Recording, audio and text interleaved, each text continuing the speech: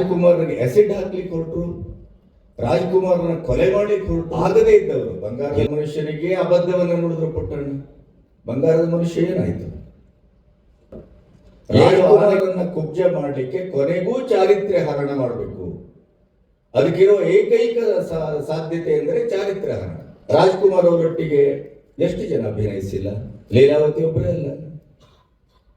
ಭಾರತೀಯವರ ಬಗ್ಗೆ ಮಾತಾಡಿದ್ರೆ ಒಂದು 10 ತಾಸು ಮಾತಾಡ್ಬೋದು. ಇಡೀದಾಗಿ ಅದನ್ನ ಒಂದು ವರ್ಗ ಸಹಿಸಲಿಲ್ಲ. ಅದು ಪತ್ರಕರ್ತರು ಅಂತ ಅಷ್ಟೇ ಅಲ್ಲ, ಕಲ್ಯಾಣ ಕುಮಾರ್ ಮಾಡಲಿಲ್ವೇ? ಯಾರು ಮಾಡಲಿಲ್ಲ? ಸಿನಿಮಾದ ಒಳಗಿನವ್ರು ಮಾಡಲಿಲ್ವೇ?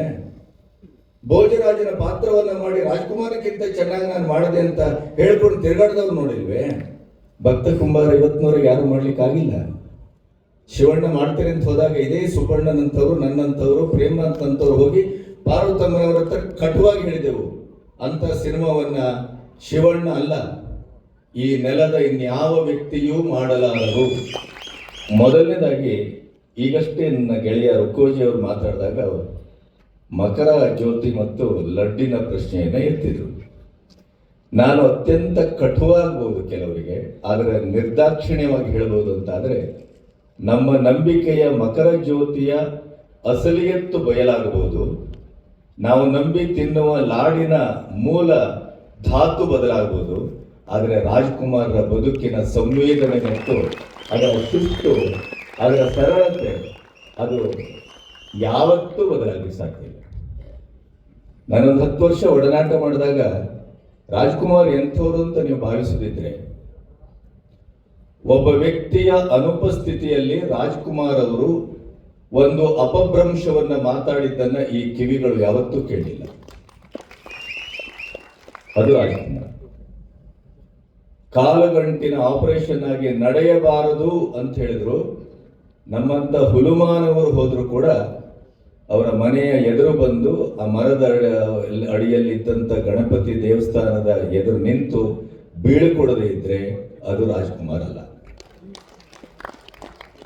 ಮತ್ತೆ ರಾಜ್ಕುಮಾರ್ ಅವರು ಕಟ್ಟಿದ್ದು ಕೇವಲ ಚಿತ್ರರಂಗ ಅಲ್ಲ, ರಾಜ್ಕುಮಾರ್ ಕಟ್ಟಿದ್ದು ನಮ್ಮಂಥವರ ಬದುಕನ್ನು ಕೂಡ, ಭಾವವನ್ನು ಕೂಡ, ಈ ಸಮಾಜವನ್ನ, ಸಂಸ್ಕೃತಿಯನ್ನ. ಈಗ ನಾವೇನಾದ್ರೂ ಇವತ್ತು ಪತ್ರಿಕೋದ್ಯಮಕ್ಕೆ ಅಥವಾ ಈ ಅಕ್ಷರದ ಯಜ್ಞಕ್ಕೆ ಮುಖಾಮುಖಿ ಆಗಿದ್ದೇವೆ ಅಂತಂದ್ರೆ ಅದು ನನ್ನ ಹಿರಿಯರು ತೋರಿಸಿದ ರಾಜ್ಕುಮಾರ್ ಸಿನಿಮಾ. ಹಾಗಾಗಿ ರಾಜ್ಕುಮಾರ್ ಒಂದು ರೀತಿಯಲ್ಲಿ ಈ ನೆಲದ ಬಹಳ ಅದ್ಭುತವಾದಂತ ಒಂದು ಸವಾಲಿನ ವೃಕ್ಷ ಅದು. ನೀವು ಯಾವುದರಲ್ಲಿ ರಾಜ್ಕುಮಾರನ್ನ ಎದುರಿಸ್ತೀರಿ? ರೂಪದಲ್ಲಿ ಎದುರಿಸ್ತೀರಾ? ಒಬ್ಬ ವೆಸ್ಟರ್ನ್ ಬಂದು ವಿ ಶೇಪಿನ ಬಾಡಿ ಅನ್ನೋದಕ್ಕೆ ವ್ಯಾಖ್ಯಾನಿಸಿದ್ದಕ್ಕೆ ಆಕರವಾದವರು ರಾಜ್ಕುಮಾರ್. ಅದು ಅವರ ರೂಪ. ರಾಜ್ಕುಮಾರ್ ಇನ್ಶರ್ಟ್ ಮಾಡ್ತಾರೆ, ರಾಜ್ಕುಮಾರ್ ಹಾಡ್ತಾರೆ ಅಂತ ತುಂಬಾ ಜನ ಮಾಡಿದರು, ಆದರೆ ಅದು ಸಕಾರಾತ್ಮಕವಾಗಿ ನಮ್ಮ ಕಣ್ಣೆದುರು ಆಕೃತಿಗೊಳ್ಳಿಲ್ಲ, ಅದು ವಿಕಾರವಾಗಿ ಇತಿಹಾಸ ಆಯಿತು. ರಾಜ್ಕುಮಾರ್ ಅವರು ಅಭಿನಯದ ಪ್ರಶ್ನೆ ಬಂದರೆ ರಾಜ್ಕುಮಾರ ಒಂದು ಸತ್ಯ ಹರಿಶ್ಚಂದ್ರದ ಚಿತ್ರೀಕರಣದ ದಾಖಲೆ ನಮಗೆ ಇತಿಹಾಸವನ್ನು ಕೊಡ್ತದೆ. NT ರಾಮರಾವ್ ತನ್ನ ಚಿತ್ರೀಕರಣವನ್ನ ಮೊದಲು ಮಾಡ್ತಾ ಇದ್ರು, 1 ವಾರವ 10 ದಿನವೇನೋ. ರಾಜ್ಕುಮಾರ್ ನಂತರ ಅಭಿನಯಿಸ್ತಾ ಇದ್ರು. ಆದರೆ 1 ವಾರದ ನಂತರ ಆದ ಬದಲಾವಣೆ ಏನು ಅಂತಂದ್ರೆ, ರಾಜ್ಕುಮಾರ್ ಗಾರು ಮಾಡಿದ್ದನ್ನ ನೋಡಿ ನಾನು ಅಭಿನಯಿಸ್ತೇನೆ, ಆದ್ರಿಂದ ರಾಜ್ಕುಮಾರದವರು ಮೊದಲು ಮಾಡಿ ನಂತರ ನನ್ನ ಅಭಿನಯವನ್ನ ಇಟ್ಕೊಳ್ಳಿ ಅಂತ ಹೇಳಿದ್ದು NT ರಾಮರಾವ್. ಭಕ್ತ ಕುಂಬಾರ ಇವತ್ತಿನವ್ರಿಗೆ ಯಾರು ಮಾಡ್ಲಿಕ್ಕಾಗಿಲ್ಲ. ಶಿವಣ್ಣ ಮಾಡ್ತೇನೆ ಅಂತ ಹೋದಾಗ ಇದೇ ಸುಬ್ಬಣ್ಣನಂತವ್ರು, ನನ್ನಂತವ್ರು, ಪ್ರೇಮನಾಥ್ ಅಂತವ್ರು ಹೋಗಿ ಪಾರ್ವತಮ್ಮನವರ ಹತ್ರ ಕಟುವಾಗಿ ಹೇಳಿದೆವು, ಅಂತ ಸಿನಿಮಾವನ್ನ ಶಿವಣ್ಣ ಅಲ್ಲ, ಈ ನೆಲದ ಇನ್ಯಾವ ವ್ಯಕ್ತಿಯೂ ಮಾಡಲಾರರು. ಹಾಗಾಗಿ ಆ ಒಂದು ತೂಕವನ್ನ, ಆ ಒಂದು ಪ್ರೀತಿಯನ್ನ, ಆ ಎತ್ತರವನ್ನ, ಆ ಬಿತ್ತರವನ್ನ ದಯವಿಟ್ಟು ಹಾಳು ಮಾಡಬೇಡಿ. ರಾಜ್ಕುಮಾರು ಕನ್ನಡ ನಾಡು, ಕನ್ನಡದ ಸಂಸ್ಕೃತಿ, ಕನ್ನಡದ ಭಾಷೆ, ಅವರಿಗೆ ಹಿಂದಿಯಿಂದ, ತಮಿಳಿನಿಂದ, ತೆಲುಗಿನಿಂದ, ಮುಖ್ಯವಾಗಿ ತಮಿಳು ಮತ್ತು ತೆಲುಗು ಪೌರಾಣಿಕ ಮತ್ತು ಐತಿಹಾಸಿಕ ಸಿನಿಮಾಗಳನ್ನು ಇಟ್ಕೊಂಡು ಭಾರತೀಯ 100 ವರ್ಷವನ್ನ ಇಟ್ಕೊಂಡು ನೋಡಿದ್ರು ಕೂಡ ಇವತ್ತಿಗೂ ರಾಜ್ಕುಮಾರ್ ಮಾಡದಂತ ಆ 2 ನೆಲೆಗಳ ಪಾತ್ರಗಳಿದೆಯಲ್ಲ, ಅದು ಎನ್ ಟಿ ರಾಮರಾವ್ ಅಲ್ಲ, ಇನ್ಯಾರು ಅಲ್ಲ, ಯಾರೂ ಅಲ್ಲ, ಅದು ರಾಜ್ಕುಮಾರ್. ನಾನು ನನ್ನ ಹುಟ್ಟಿದ ಜಾತಿ ದೇವಸ್ಥಾನದ ಸುತ್ತಮುತ್ತ ಇರುವಂತಹ ಒಂದು ವರ್ಗ ನಂದು. ಹಾಗಾಗಿ ನಮಗೆ ಈ ದೇವಸ್ಥಾನದ ಕೈಕರ್ಯ, ವೇದ, ಉಪನಿಷತ್ತು, ಸಂಗೀತ, ಸಾಹಿತ್ಯ, ಕಲೆ, ಕೈಕರ್ಯಗಳು ಇವೆಲ್ಲ ಸ್ವಲ್ಪ ಜ್ಞಾನ ಇದೆ. ರಾಜ್ಕುಮಾರ್ ತನ್ನ ಚಿತ್ರ ಅಂತ ಒಪ್ಪಿದ್ದು ಒಂದೇ ಸಿನಿಮಾ, ಅದು ರಾಘವೇಂದ್ರ ಸ್ವಾಮಿಯ ಚಿತ್ರ. ಆ ಇಡೀ ಸಿನಿಮಾವನ್ನ ನೋಡಿ, ನೀವು ಒಂದು ಸಂತ ಪರಂಪರೆಯನ್ನ ನೋಡಿ, ಅಥವಾ ಉತ್ತರಾದಿ ಮಠ ಈಗ ರಾಘವೇಂದ್ರ ಸ್ವಾಮಿಗಳು ಅಂತ ಬಂದರೆ ಅದರ ಕೈಂಕರ್ಯವನ್ನ ನೋಡಿ, ಕೂತ್ಕೊಳ್ಳೋದ್ರಿಂದ ಹಿಡಿದು, ಕೈಯನ್ನ ಇಡುವುದರಿಂದ ಹಿಡಿದು, ನೋಡುವ ನೋಟದಿಂದ ಹಿಡಿದು, ಎದುರು ಬರುವ ಭಕ್ತರನ್ನ ಕಾಣುವುದರಿಂದ ಹಿಡಿದು, ಮಂತ್ರಾಕ್ಷತೆಯನ್ನ ಕೊಡುವುದರಿಂದ ಹಿಡಿದು, ಅದಕ್ಕೆ ಅದರದೇ ಆದಂಥ ಒಂದು ಸಂಸ್ಕಾರ ಪ್ರಜ್ಞೆ ಅಂತಿದೆ. ನೀವು ಆ ಸಿನಿಮಾವನ್ನ ಇಟ್ಟು ಸ್ಟಡಿ ಮಾಡಬಹುದು. ರಾಜ್ಕುಮಾರ್ ಎಲ್ಲಿಯೂ ಒಂದು ರಾಗಿಯ ಕಾಳಿನಷ್ಟು ಕೂಡ ವ್ಯತ್ಯಾಸ ಆಗಿಲ್ಲ ಅನ್ನೋದನ್ನ ಫೇಜಾವರ್ ಸ್ವಾಮಿಗಳಂತವ್ರು ಹೇಳಿದ್ದಾರೆ, ನಾನಲ್ಲ. ಹಾಗಾಗಿ ಅಭಿನಯದಲ್ಲೂ ಎದುರಿಸಲಿಕ್ಕಾಗುವುದಿಲ್ಲ, ಜನನಾಯಕ ಅಲ್ಲಿಯೂ ಆಗುವುದಿಲ್ಲ. ಗೋಕಾಕ್ ಚಳವಳಕ್ಕೆ ರಾಜ್ಕುಮಾರ್ ಧುಮುಕದೇ ಇದ್ರೆ ಗೋಕಾಕ್ ಚಳವಳಕ್ಕೆ ಇಂಥ ಒಂದು ಶಕ್ತಿ ಸಂಚಯ ಆಗ್ತಾನೆ ಇರಲಿಲ್ಲ ಅಂತ ಪಾಟೀಲ್ ಪುಟ್ಟಪ್ಪನವರಿಂದ ಹಿಡಿದು ಕುವೆಂಪುನವರವರೆಗೆ ಹೇಳಿದರು. ಹಾಗಾಗಿ ನೀವು ರಾಜ್ಕುಮಾರನ್ನ ಕೊನೆಗೂ ಎಲ್ಲಿಗೆ ತಾಣ್ತೀರಿ ಅವರನ್ನ. ಆಮೇಲೆ ಇನ್ನೊಂದು ಹೇಳಬೇಕು ನಿಮಗೆ, ಇದನ್ನ ಹೇಳಲೇಬೇಕು, ಅದು ಎನ್ ಆರ್ ರಮೇಶ್ ಅದನ್ನು ದಾಖಲಿಸ್ತಾರೆ. ರಾಜ್ಕುಮಾರ್ ಅನ್ನುವ ಒಂದು ವ್ಯಕ್ತಿತ್ವ, ಒಂದು ಯುಗ ಪುರುಷ, ಶೂದ್ರ ಸಮಾಜದಿಂದ ಬಂದದ್ದೇ ಅಪರಾಧ ಆಯ್ತು. ಇಲ್ಲಿ ಆದ ದೊಡ್ಡ ತಪ್ಪೇನು ಅಂತಂದ್ರೆ, ರಾಜ್ಕುಮಾರ್ ಹುಟ್ಟಿನ ನೆಲೆ ಇಡೀದಾಗಿ ಅದನ್ನ ಒಂದು ವರ್ಗ ಸಹಿಸಲಿಲ್ಲ.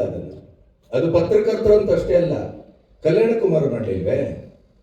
ಯಾರು ಮಾಡಲಿಲ್ಲ? ಸಿನಿಮಾದ ಒಳಗದವ್ರು ಮಾಡಲಿಲ್ವೇ? ಭೋಜರಾಜನ ಪಾತ್ರವನ್ನ ಮಾಡಿ ರಾಜ್ಕುಮಾರಕ್ಕಿಂತ ಚೆನ್ನಾಗಿ ನಾನು ಮಾಡಿದೆ ಅಂತ ಹೇಳ್ಕೊಂಡು ತಿರುಗಾಡ್ದವ್ರು ನೋಡಿಲ್ವೇ? ಯಾರೇನು ನೋಡಿಲ್ಲ. ನಾನು ರಾಜ್ಕುಮಾರ ಸಿನಿಮಾದಲ್ಲಿ ಮಗನ ಪಾತ್ರ ಮಾಡಿ ಸನಾದಿ ಅಪ್ಪಣ್ಣನಲ್ಲಿ ನಾನು ವರ್ತಿಸಿದ ಆ ಪಾತ್ರದ ರೀತಿಗೆ ತನ್ನ ಬದುಕೇ ಹಾಳಾಗೋಯ್ತು ಅಂತ ಈಗ ಹೇಳ್ತಾ ಇದ್ದಾರೆ ಅಶೋಕ್. ಒಮ್ಮೆ ಅದು ಸತ್ಯ ಅಂತ ಒಪ್ಪಿಕೊಂಡ್ರೆ ರಾಜ್ಕುಮಾರ ಅಭಿಮಾನದ ಮತ್ತು ಅಭಿಮಾನಿಗಳ ಎದೆಯಲ್ಲಿ ಆಕೃತಿಗೊಂಡಂತ ರಾಜ್ಕುಮಾರ ವ್ಯಕ್ತಿತ್ವದ ಲಕ್ಷಣ ಅಂತ ನಾನು ಭಾವಿಸ್ತೇನೆ. ಅಂಥ ವ್ಯಕ್ತಿತ್ವವನ್ನ ಎಲ್ಲಿ ಅವರನ್ನ ಅದುಂಬೇಕು ಅಂತ ಹೊರಟು, ಒಲವು ಗೆಲುವಿನಲ್ಲಿ ಶೇಕ್ಸ್ಪಿಯರ್ನ ಪಾಠ ಮಾಡಿದಾಗ ಅದಕ್ಕೆ ಆಕ್ಷೇಪ ಮಾಡುವ ಒಂದು ದಾಷ್ಟ್ಯವನ್ನು ತೋರಿದರು. ಕವಿರತ್ನ ಕಾಳಿದಾಸದ ಒಂದು ಆ ಸ್ತುತಿಯನ್ನ ಶೂದ್ರ ಹೇಳಬಾರದು ಅನ್ನುವ ರೀತಿಯಲ್ಲಿ ವರ್ತಿಸಿತು ಒಂದು ವರ್ಗ. ಮಂತ್ರಾಲಯದ ಶ್ರೀಗಳ ಪಾತ್ರವನ್ನೇ ಹೆಂಡ ಇಳಿಸುವ ಜಾತಿಯಿಂದ ಬಂದಂಥವ್ರು ಮಾಡಬಾರದು ಅಂತಂದ್ರು. ರಾಜ್ಕುಮಾರ್ಗೆ ಆಸಿಡ್ ಹಾಕ್ಲಿಕ್ಕೆ ಹೊರಟರು, ರಾಜ್ಕುಮಾರ್ನ ಕೊಲೆ ಮಾಡ್ಲಿಕ್ಕೆ ಹೊರಟರು. ಎಲ್ಲಿಯೂ ಆಗಿಲ್ಲ. ದೈವಾಂಶ ಸಂಭೂತ ಆಂಜನೇಯನ ಪುತ್ರ, ಸಾವು ಅಷ್ಟು ಸುಲಭದಲ್ಲಿ ದಕ್ಕಲಿಲ್ಲ. HF ನಾಯ್ಕರು ಬರೆದಂತ ಮತ್ತು ಅವರ ಒಟ್ಟಿಗೆ ಸಂದರ್ಶನ ಮಾಡಿ ಅವರು ಹೇಳಿದ ದರ್ಶನದ ಒಂದು ಸತ್ಯವನ್ನು ಇಟ್ಕೊಂಡು ನಾನು ಪುಸ್ತಕ ಬರೆದಿದ್ದೇನೆ, ರಾಜ್ಕುಮಾರ್ 100ಕ್ಕೆ 100 ಇಚ್ಛಾಮರಣಿ ಅಂತ, ವೈಜ್ಞಾನಿಕವಾಗಿ, ಸೈಂಟಿಫಿಕಲಿ. ಹಾಗಾಗಿ ರಾಜ್ಕುಮಾರನ್ನ ಆಗದೇ ಇದ್ದವರು, ಬಂಗಾರದ ಮನುಷ್ಯನಿಗೆ ಅಬದ್ಧವನ್ನು ನೋಡಿದ್ರು ಪುಟ್ಟಣ್ಣ. ಬಂಗಾರದ ಮನುಷ್ಯ ಏನಾಯ್ತು? 7 ಆನೆಗಳು ಸತ್ತು ಹೋಗಿ ಬೆಂಕಿ ದುರಂತ ಆಗಿ ಈಗಾದರೆ ನಾನ್ ಬೇಲೇಬಲ್ ವಾರೆಂಟ್ ಅಲ್ಲಿ ಒಳಗಿರಬೇಕಾಗಿತ್ತು ನಿರ್ಮಾಪಕರು. ಆದ್ರೆ ಅಂಥ ಎಲ್ಲ ಸವಾಲುಗಳನ್ನು ಎದುರಿಸಿ ಸಿನಿಮಾ ಮಾಡಿದರು. ರಾಜ್ಕುಮಾರ್ಗಾಗಿ ಜೀವ ಕೊಡಬಲ್ಲೆ ನಾನು ಅಂತ ಹೇಳಿದ್ರು. ಇಂಥ ಸಂದರ್ಭಗಳಲ್ಲಿ ರಾಜ್ಕುಮಾರನ್ನ ಕುಬ್ಜೆ ಮಾಡೋದೇ ಹೇಗೆ? ಈ ಪುಸ್ತಕದ ಚಾರಿತ್ರಿಕವಾದ ನೆಲೆ ಯಾಕೆ ಅಂತಂದ್ರೆ, ಅದು ರಾಜ್ಕುಮಾರನ್ನ ಕುಬ್ಜೆ ಮಾಡಲಿಕ್ಕೆ ಕೊನೆಗೂ ಚಾರಿತ್ರ್ಯ ಹರಣ ಮಾಡಬೇಕು. ಅದಕ್ಕಿರೋ ಏಕೈಕ ಸಾಧ್ಯತೆ ಎಂದರೆ ಚಾರಿತ್ರ್ಯಹರಣ. ರಾಜ್ಕುಮಾರ್ ಅವರೊಟ್ಟಿಗೆ ಎಷ್ಟು ಜನ ಅಭಿನಯಿಸಿಲ್ಲ? ಲೀಲಾವತಿ ಒಬ್ಬರೇ ಅಲ್ಲ. ಭಾರತೀಯವರ ಬಗ್ಗೆ ಮಾತಾಡಿದ್ರೆ ಒಂದು 10 ತಾಸು ಮಾತಾಡ್ಬೋದು. ಆಮೇಲೆ ಜಯಂತಿ ಇದ್ದಾರೆ. ಆಮೇಲೆ ಕನ್ನಡ ಚಿತ್ರರಂಗದಲ್ಲಿ ಅತ್ಯಂತ ಮುಗ್ಧ, ಅತ್ಯಂತ ಶುದ್ಧ, ಅತ್ಯಂತ ಭಾವನಾತ್ಮಕವಾದಂಥ ಸರಳವಾದ, ಒಳಗೆ ಮತ್ತು ಹೊರಗೆ ಎರಡು ಬದುಕನ್ನು ಇಟ್ಟುಕೊಳ್ಳದೇ ಬದುಕಿದಂಥ ಏಕೈಕ ನಟಿ.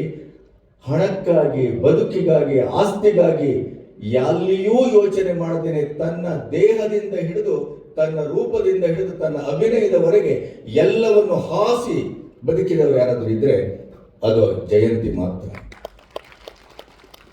ಜಯಂತಿ ಯಾವತ್ತೂ ನಾಟಕ ಮಾಡಿಲ್ಲ. ಇವತ್ತು NR ರಮೇಶ್ ತೆಗೆದಿದ್ದಾರೆ ಅವರ ಜಾತಕವನ್ನ. ಲೀಲಾವತಿ ಅವ್ರದ್ದು ಇಷ್ಟು ಜಮೀನಿದೆ, ಅದರ ಕೋಟಿ ಎಷ್ಟು ಅಂತ ಅವ್ರು ಹೇಳ್ತಾರೆ.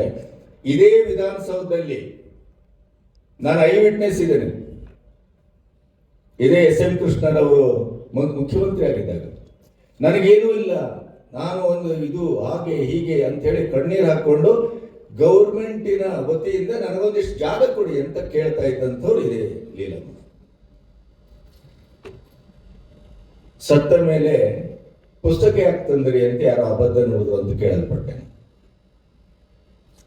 ರಾಜ್ಕುಮಾರಿಗೆ ಚಾರಿತ್ರಿಕವಾದ ಸಾವು ತರಬೇಕು ಅಂತ ಹೊರಟ್ರಲ್ಲ, ಅವಾಗ ಯೋಚನೆ ಇರಲಿಲ್ವಾ ಇದು? ಈಗ ಲೀಲಮ್ಮ ಇಲ್ಲ ನೀವು ಯಾಕೆ ಪುಸ್ತಕ ಬರೆದ್ರಿ ಅಂತಂದ್ರಲ್ಲ, ಅಂತಹ ಒಬ್ಬ ಶಕಪುರುಷನಿಗೆ ಇಂಥ ಒಂದು ಚಾರಿತ್ರ್ಯ ಹನನ ಮಾಡುವಂತ ಒಂದು ಅಬದ್ಧವನ್ನು ಅಂಟಿಸಿದ್ರಲ್ಲ, ಅದನ್ನ ನೋಡ್ಕೊಂಡು ಸುಮ್ಮುಳಿಬೇಕಾ? ಅವರಿಗೆ ಯೋಗ ಇರಲಿಲ್ಲ ಲೀಲಾವತಿ ಅವರಿಗೆ. ಅವರಿದ್ದಾಗಲೇ ದಾಖಲೆ ಸಮೇತ ಪ್ರಕಟಿಸುವಂತ ಸಂದರ್ಭ ಒದಗಲಿಲ್ಲ ಅಷ್ಟೇ. ಆದರೆ ಅವರಿದ್ದಾಗಲೇ ನಾವು ಹೇಳಿದ್ದೆವು, ನಿಮ್ಗೆ ಅಂತಹ ಒಂದು ಧೈರ್ಯ ಇದ್ರೆ DNA ಟೆಸ್ಟ್ ಮಾಡಿ ಅಂತ. ಮಾಡಲಿಲ್ಲ. ಯಾಕೆ ಮಾಡಲಿಲ್ಲ? ಕಾಲಿಗೆ ಕಲ್ಲು ಬಿದ್ರು ರಾಜ್ಕುಮಾರ್ ಮನೆ, ದೊಡ್ಡವರು, ದೊಡ್ಡ ಮನೆ.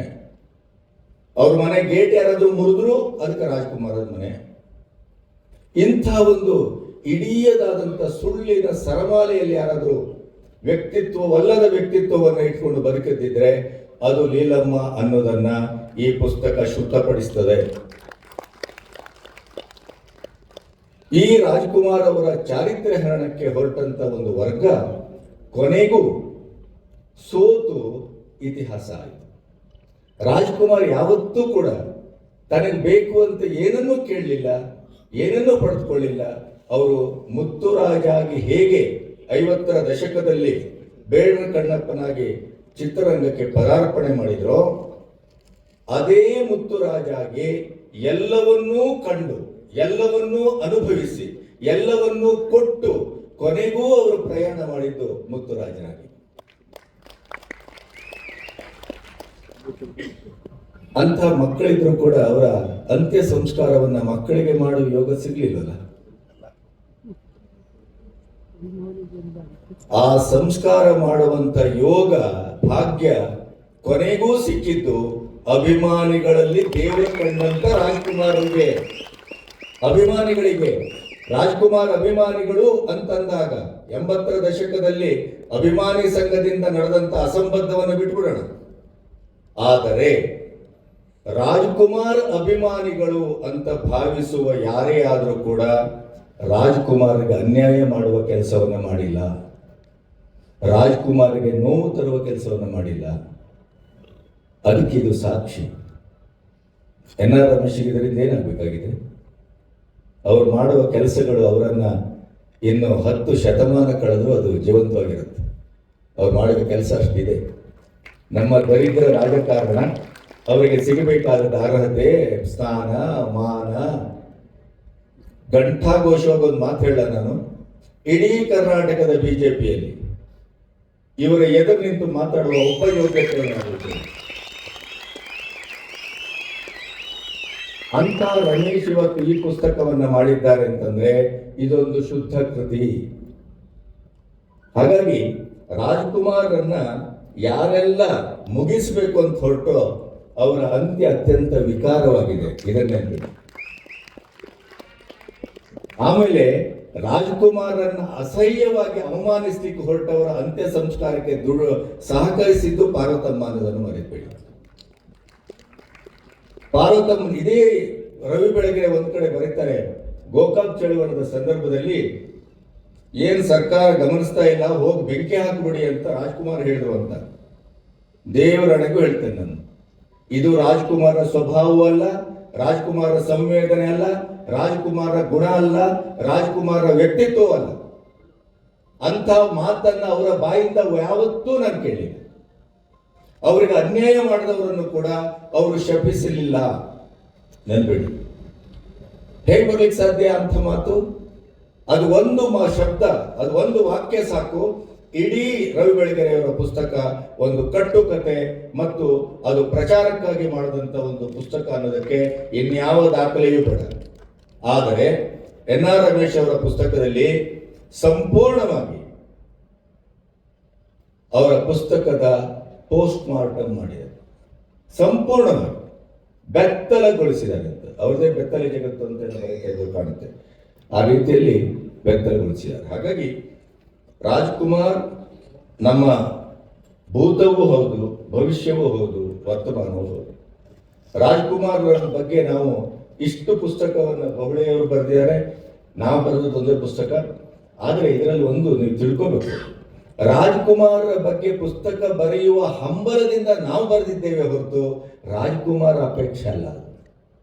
ರಾಜ್ಕುಮಾರ್ ಪುಸ್ತಕದಿಂದ ನಾವು ಹೆಸರು ಮಾಡಿದ್ದೇವೆ, ರಾಜ್ಕುಮಾರ್ ಪುಸ್ತಕದಿಂದ ನಾವು ಅಸ್ತಿತ್ವವನ್ನು ಕಂಡುಕೊಂಡಿದ್ದೇವೆ.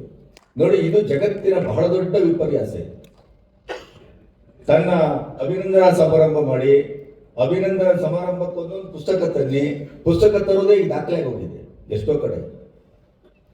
ಆದರೆ ರಾಜ್ಕುಮಾರ್ ಬಗ್ಗೆ ನಾವು ನಮ್ಮಂತ ಅಭಿಮಾನಿಗಳು ಪುಸ್ತಕವನ್ನ ತರುವ ಮೂಲಕ ದಾಖಲೆ ಮಾಡಿದ್ದೇವೆ ಇದು. ಹಾಗಾಗಿ ಈ ಪುಸ್ತಕವನ್ನ ಯಾಕೆ ಓದಬೇಕು ಅಂತಂದ್ರೆ, ರಾಜ್ಕುಮಾರ್ ಅವರ ಬಗ್ಗೆ ಅಂಟಿಸಲು ಹೊರಟಂತ ಒಂದು ಚಾರಿತ್ರ್ಯದ ವಿಕಾರ ಇದೆಯಲ್ಲ, ಅದನ್ನ ಸಂಪೂರ್ಣವಾಗಿ ಶುದ್ಧವಾಗಿ ದಾಖಲೆ ಸಮೇತ ತೊಡೆದು ಹಾಕುವ ಕೆಲಸವನ್ನ ರಮೇಶ್ ಮಾಡಿದ್ದಾರೆ. NR ರಮೇಶ್ ಅವರು ಮಾಡಿದ ಕೆಲಸ ಇದು ಪುಣ್ಯದ ಕೆಲಸ ಅಂತ ನಾನು ಭಾವಿಸ್ತೇನೆ. ನಮಸ್ತೆ.